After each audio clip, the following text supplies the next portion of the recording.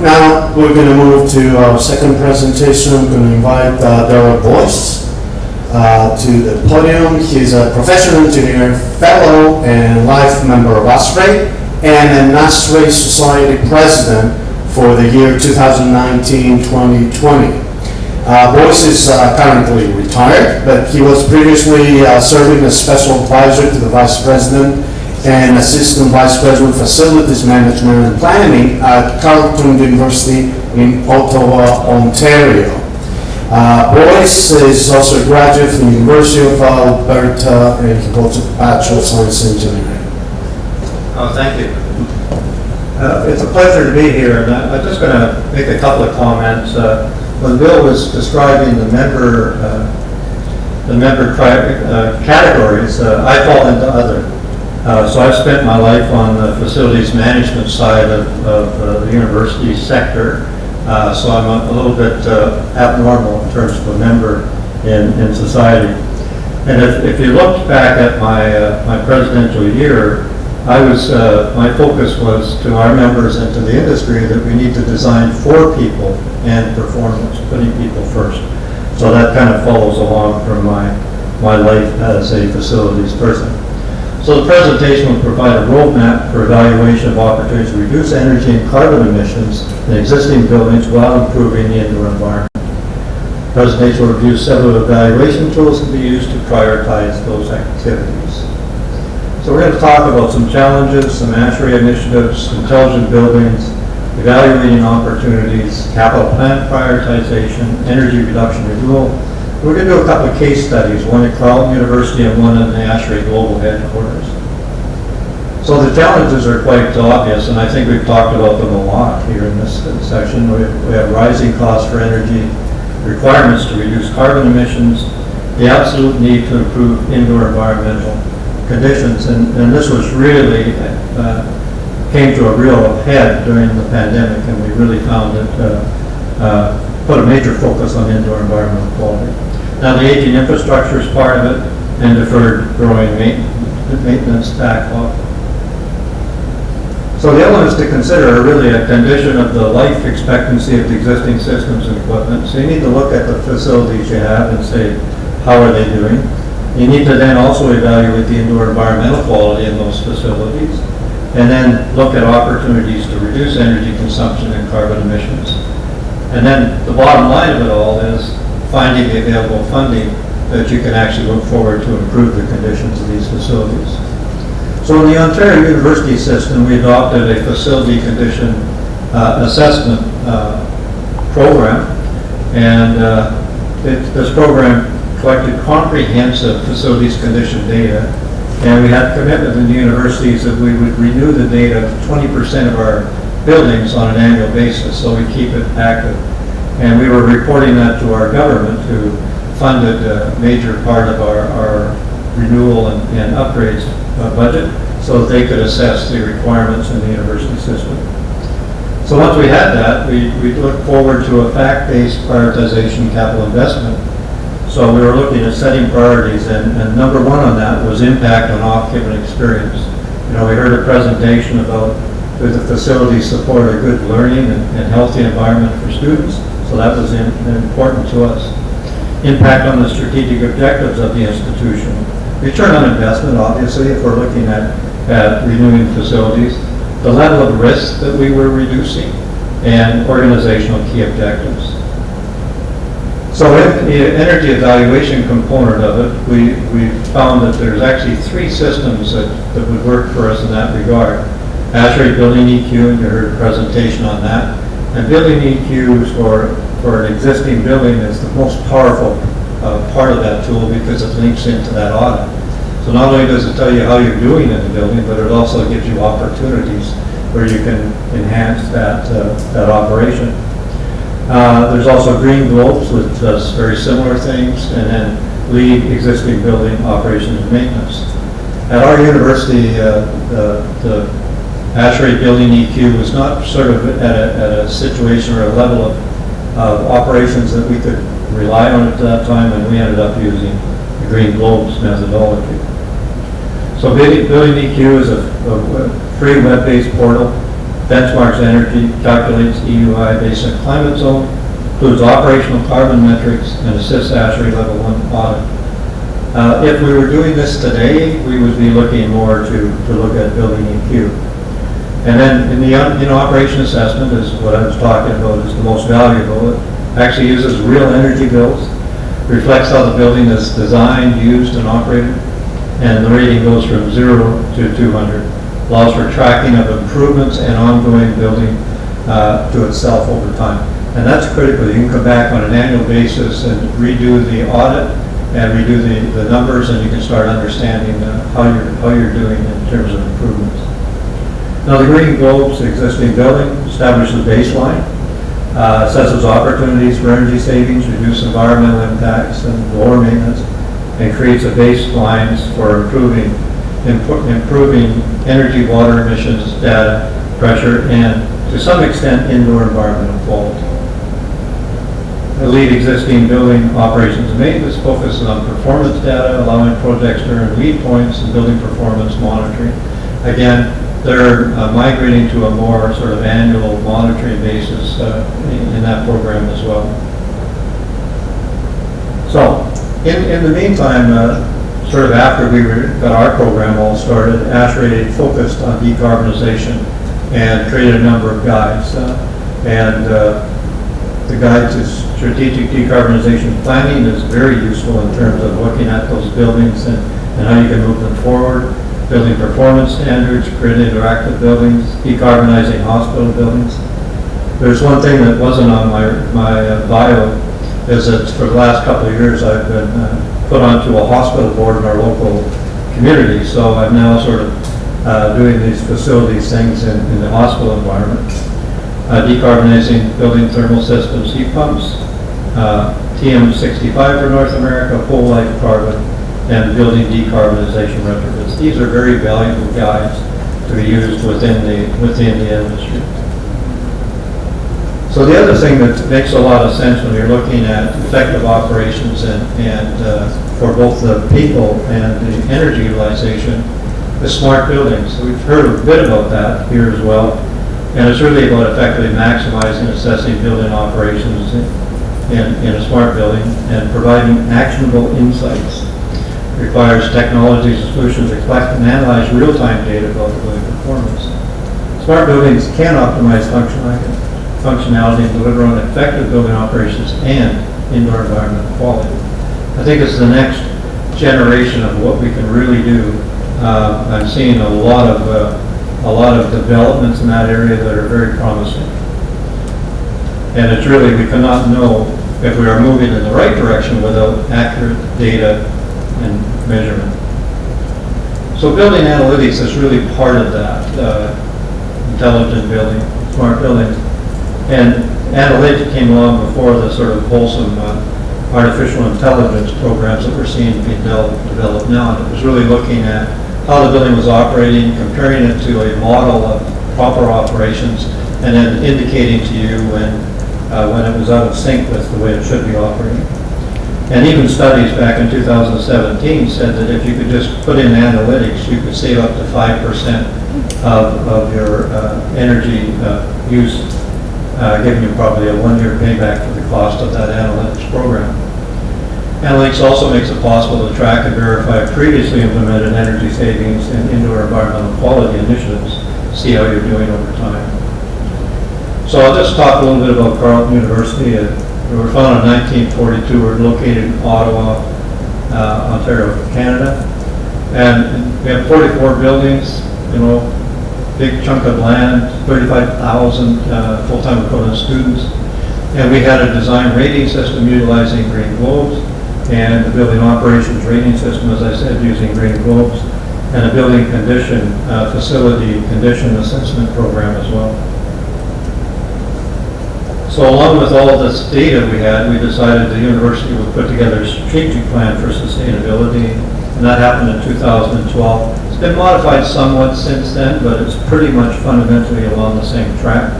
And it's really about university that builds or renovates facilities to meet current green building standards, acts as a physical tool for education for both the campus and the broader community, continues to improve the indoor teaching, research, and work environment, reduces greenhouse gas emissions, and establishes a roadmap for continuous improvement. So we were very focused on our impact on the university, but also being a model for the community. That was followed on by a energy conservation master plan, and that was developed in 2014, sort of after that. And it was all about energy audits, and then we completed on 19 buildings, identified potential savings of close to 6 million kilowatt hours per year. Recommended measures included mechanical upgrades, lighting, operational building envelope initiatives.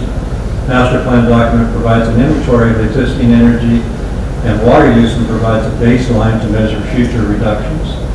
It also identified opportunities for campus energy and water conservation, as well as an evaluation of potential future growth.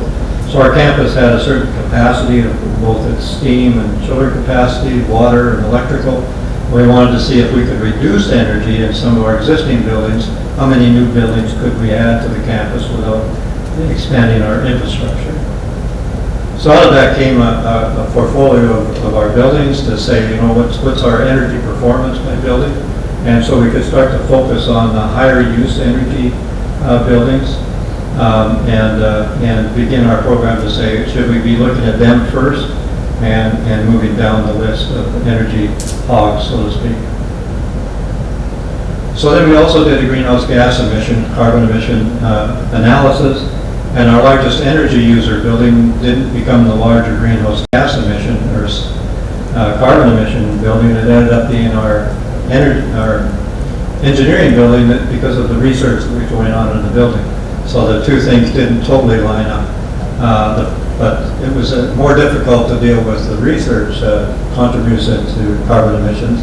But yet that gave us a window on the fact that we would have to deal with our academic community as well. So we had all this information. We said, okay, you know, what are we going to do with this? You know, I didn't have a huge resource of staff, and we knew we wanted to be aggressive in our program. And the other thing that in a university environment, even if you have an energy management group, they're often dragged into operational issues on an ongoing basis, so it's hard for them to focus on energy management projects. So we put out an RFP for energy services business partners, selected the partner, did detailed building audits for energy indoor environment and renewal opportunities in a selected group of buildings. So we audited those buildings. And the energy service program reviewed opportunities and selected a package for implementation. Installed additional sub-metering in those buildings to understand our sub-meter use of energy. So if you have a building that's got a production facility in it for printing, then you know that's something that you can't really reduce as easily as the building's operations. So we wanted to sub-meter that. We communicated with the occupants that we were going to be in there and that we were going to be doing things. We installed pilot installations of our initiatives, whether it be water reduction initiatives. And the investment in the pilot building was $1.3 million with a payback of 11 years and a reduction of 250 tons of CO2 emissions. So that program that we did, and this was a 100,000 square foot building. We did an administrative building first because we wanted to get organized in how we approached this before we moved into an academic building. Any academics in the room might know that there'd be much more criticality to that. So we did lighting retrofits, water fixture retrofits, converted the pneumatics to DDC controls, reduced ventilation, replaced ventilation control boxes, sealed the building envelope, sealing the building envelope, reducing that outside air that could get in at the wrong time. Implemented power saving options, computer shutdowns, central printing, power wires for office accessories. What we did before we actually implemented all those initiatives, we went in and did a detailed indoor environmental quality, noise, lighting, all those parameters that are important in indoor environmental quality, so that we would have that before a retrofit and then after retrofit, and the changes were very positive.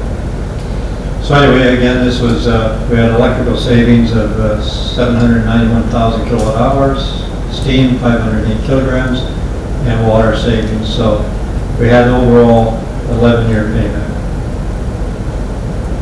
So one of the key elements of this, and it will be if you want to do a program like this, is communication. employee communication and occupants of the building, provides information to the university community for us, alleviates feelings of uncertainty, communicates implementation progress and milestones, ongoing conservation awareness, maximizes results. So the people in the building can actually really help you hit your goals by the things they decide to do on a daily basis. So we want to engage them into the program. And then from public relations point of view, our message to the community was addressing needed renewal of our campus facilities through a fiscally and environmentally responsible program. So really saying to the world that we're trying to do the right thing in how we invest our money on renovations. So now I'm going to talk about quite a different opportunity and ASHRAE Global Headquarters. We had a headquarters building in Atlanta that we've been in for a number of years, and the Children's Hospital of Atlanta, here we go, another hospital, really needed our property, so they made us an offer we couldn't refuse, so then we had to go out and find a new site for our headquarters. So we looked at operations of greenfield, having leasing space, or buying an old building and renewing it. And we decided to do the right thing, I would say. You know, somebody said, should we just knock down all these buildings and build new? Well, you really can't, right? And the best thing to do is not waste the building, not waste those carbon, embedded carbon that you have in the building, but to move forward as much as you can with some existing buildings. So we bought a 60,000 square foot building. It was built in the 70s, and we got a fairly good deal on it. So then we said, okay, what are we going to do with this building? So one of the things we recognized is that by 2050, about 50% of the buildings in operation at that time are already here. So it was a good demonstration for us to say, you know, what can we do? What can we demonstrate to our community and to the world that you can do with the building? So the goal was to renovate a 70s building into a high-performing, net zero ready facility in a cost-effective method that can be replicated in the industry. So that was really what we wanted to do. That was our story. 5 minutes. Good, that's perfect. So we started off with owner's project requirements. I think it was called something else in Europe. And we had some mission critical things. So indoor environmental quality, safe, comfortable, healthy work environment. Affordable construction with best possible sustainable features within the available funding. ASHRAE standards exceed applicable ASHRAE standards. Acoustics exceed acoustic levels for office environments, and be net zero ready at the end. So we had all of those requirements, and we tracked them, and there's a couple that we're still waiting to do final assessment on, but normally, or basically we hit all of them. Actually a little better than our target. We had a 21.4 BTUs per square foot per year target on the energy. The modeling says we're at 18.5. So one of the key elements was this had floor-to-ceiling windows, this building that we bought. And we said, well, we wanted to have natural light in the space, but we don't want to waste energy through the envelope. So we analyzed a number of window configurations and came up with these window configurations that provided a reasonable amount of light, but gave us a better envelope. And then for the upper level of the building where we could put in skylights, we added skylights, 18 skylights, which gave us a 57% natural light in the regularly occupied workspaces. The middle level, it's like a 3-story building with a basement and then 2 actual operating levels. The middle level had mostly a training center in it, so we still had good lighting in the occupied zones. And our pathway to net zero was really about looking at the envelope and looking what we could do with 90.1. Recommended envelope, natural ventilation, we analyzed it, but given the location in the Atlanta area, it made no sense. So we actually never did use that. High performance HVAC and lighting. The other thing is we wanted to be able to operate the building at a higher temperature, so we analyzed the use of ceiling fans. So we found that at 72 degrees, we had, our analysis indicated we'd get about 82% comfortable from our occupants. And if we installed the fans and ran an indoor temperature up to 80 degrees, we could get 89% comfort level of our occupants. Actually, we're running at about 78 degrees right now, and we're getting good comfort levels with our occupants. So the resulting system was hydronic system for reduced radiant energy, smaller modular control valves, ceiling fans versus VAV units, simultaneous heating and cooling, heat pump and heat recovery machines, and decoupled temperature from humidity with a dedicated outside air system with energy recovery. So that's a summary of that, and we are getting, had a slide here I took out to cut it down. After we had the building sort of close to finished construction, we still had some money left over in our budget, and we got a bit more money and put photovoltaics on our site. So we are operating now at net zero with the photovoltaic energy that's being generated on site. So just looking at decarbonization retrofits, if we look at those as an opportunity, you can reduce operating costs by using deep energy retrofits. You can solve other building problems like deferred maintenance, air quality issues, thermal comfort. Heat pump size to meet most heating load profiles can optimize low carbon emissions. And money for maintenance, repair, and refreshing provides opportunities to reduce energy and carbon at the same time.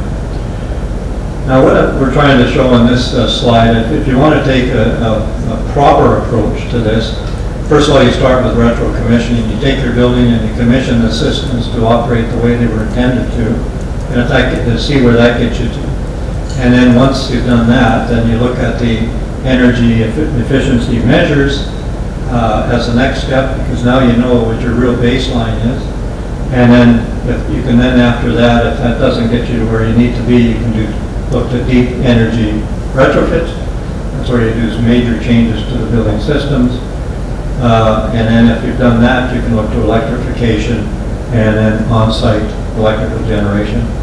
So it's kind of a holistic approach to how you can improve your facilities, reduce carbon emissions, and improve the indoor environment.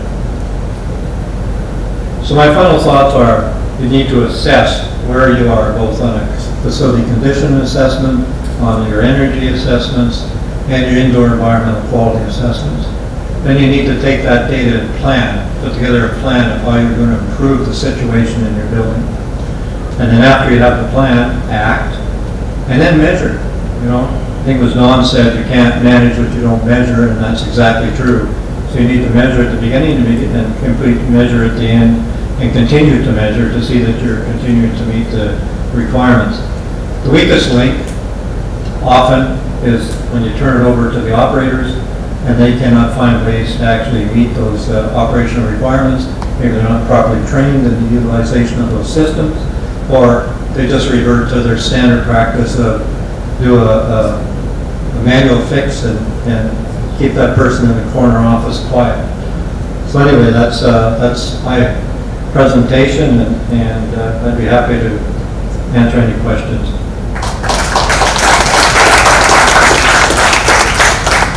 Thank you very much. Go on Slido to do your evaluation. While you're doing this, we can take questions from the audience. Otherwise, as a chair, I have the privilege. You mentioned something about the work you were doing at the university and your interaction with the occupants. Didn't say much about the occupants. Can you take a minute or so to really say how much they can really help, collaborate, derail efforts? Yeah, well, first of all, we want them to be supportive of what you're doing. Number one, when you're in a university environment, you know, if particularly the academics don't like what you're doing, they kind of lead to throw things in front of you. So that's one of the things. The other thing is we're trying to reduce that plug load energy use. It's the occupants that can do that. So we're trying to integrate things like computers that'll shut down overnight, and then, well, I'm worried it won't reboot when I need it to reboot, to use centralized printing instead of the printer on their desk. There's so many things that they need to transition to for you to meet all the full requirements of your energy reduction plan. And so it's really important to sort of get them happy with what you're doing, happy with your communication methodology, get them up to date on everything that was going on almost a weekly basis. And so they could come to us and say, well, wait a minute, I got this thing going on, a special meeting, and you're going to come in and do this. Okay, we'll adjust. And so that gets people on their side, so it's really important. And then the message to the community is important too, because they're going to say, well, what are you doing disrupting these places? The next building we did, it was a building where they had ventilation units around the perimeter of the offices, and people would put all their books and everything on those units, so they weren't working properly. So we had to go in and convince them not to put their materials on these units for them to function properly. And we were successful. So. Thank you. And there are more questions. Don't go off Slido because he's a distinguished lecturer, so we need to address a few more questions. So the key was collaboration and working with the occupants, and that's a big challenge when you go into an occupied building to do work and to do. Yeah, no, it's interesting too. So our energy services provider had this methodology. They would have this sort of open house where you could learn about everything. They had pictures up and layouts up and descriptions of equipment. And then they had a draw. And it was a bicycle, a very expensive bicycle. So, I mean, everybody got a chance. That people would come to that just so they get into the draw for the bicycle. So we got greater impact on that information session. Great. We're doing good with Slido, okay? And we have more and more questions. Yeah, this is the last question. So, all right, so we're good. Thank you so much. Thank you.